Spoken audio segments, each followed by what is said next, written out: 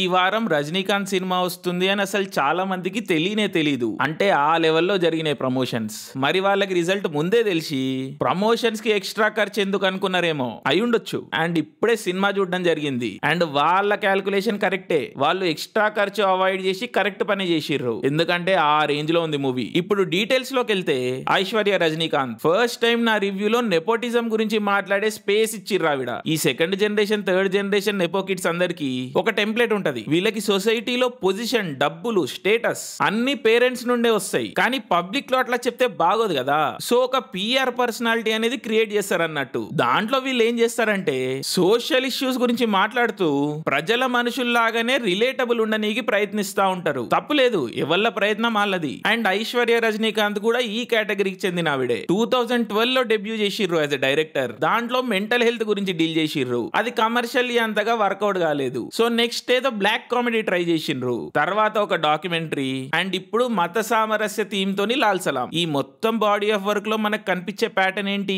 ఇవన్నీ ఒక idea, issue చుట్టూ తిరుగుతా ఉంటాయి. మళ్ళీ ఒక మూవీ థీమ్ కి ఇంకో మూవీ థీమ్ కి సంబంధం ఉండదు. అండ్ డైరెక్టోరియల్ స్టైల్లో కూడా కన్సిస్టెన్సీ ఉండదు. అదేదో వేరే వేరే పర్సన్స్ తీసినట్టు ఉంటాయి అన్ని మూవీస్.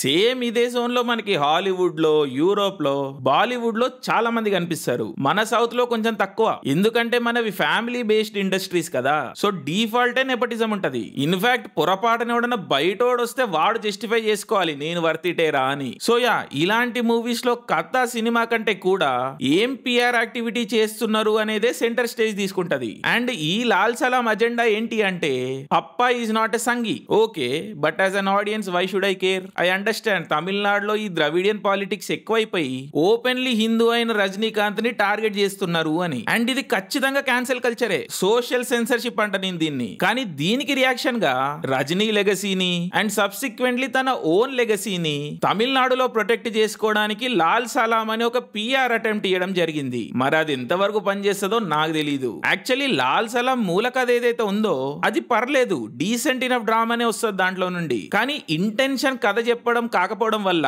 అండ్ ట్రీట్మెంట్ కూడా too basic and melodramatic అవ్వడం వల్ల the movie goes nowhere. In fact మస్తు బోర్ కొట్టిస్తుంది, అసలు చూడబుద్దే కాదు. అండ్ ఏ పాయింట్ లో కూడా సర్ప్రైజ్ చేయకుండా మోస్ట్ ఎక్స్పెక్టెడ్ వేలోనే ఎండ్ అవుతుంది. మ్యూజిక్ అసలు ఏఆర్ రెహమానే చేసిండా అనిపిస్తుంది. జీరో ఇంపాక్ట్ మొత్తం. Cinematography is also too bad. చాలా షార్ట్స్ టీవీ సీరియల్ లెక్కనే ఉంటాయి. ఇంకా యాక్టింగ్ అయితే అమ్మ బాబోయ్, ప్రతి షాట్ లో ఎవరో ఒకరు ఏడుస్తూనే ఉంటారు. రజనీకాంత్ షేర్వానీల కన్నా గ్లిజరిన్ కి ఎక్కువ ఖర్చు అయి ఉంటది మూవీలో. కానీ ఏం చేస్తాం, Rajini is my hero but this is not his film. So ఏం మాట్లాడతాం ఇంకా. విష్ణు విశాల్ మంచిగా పిక్ చేసుకుంటాడు కథలు, కానీ లాస్ట్ కొన్ని మూవీస్ లో పాలిటిక్స్ ఎక్కువైపోయి కంటెంట్ పడిపోతున్నది. Hopefully he makes a strong comeback. నాకు మూవీలో ఏదన్నా నచ్చింది అంటే అవి చిన్న చిన్న కాన్ఫ్లిక్ట్స్, ఇడియోసింక్రసీస్ ఉంటాయి కదా మూవీలో, they are so Indian. And అవి రిజాల్వ్ కూడా ఇండియన్ వేలోనే అవుతాయి. లైక్ సెటిల్మెంట్లు, ఆ టోకెన్ అమౌంట్ ఇచ్చే పద్ధతి, ధన్య బాలకృష్ణ క్యారెక్టర్, రజనీకాంత్ ఇచ్చే చిన్న చిన్న మెసేజ్లు, స్మాల్ మూమెంట్సే బట్ టిపికలీ ఇండియన్. సో చాలా రిలేటబుల్ ఉంటాయి. బట్ ఇవన్నీ కూడా నేను వెతుక్కునే మూవీ అండ్ డైరెక్ట్ గా ఆఫర్ చేయదు. బట్ యా, ఇంత హాట్ టాపిక్ ఇష్యూ పైన ఇంత చప్ప మూవీ తీయొచ్చని ఈ రోజే డిస్కవర్ చేసిన. కానీ ఈ మూవీలో మోస్ట్ ఇంపార్టెంట్ థింగ్ ఏంటంటే most what the fuck title ఇది. Why Lal Salaam? I don't know, మీకు తెలిసే చెప్పండి. But as always love you Rajini. Jai Hind.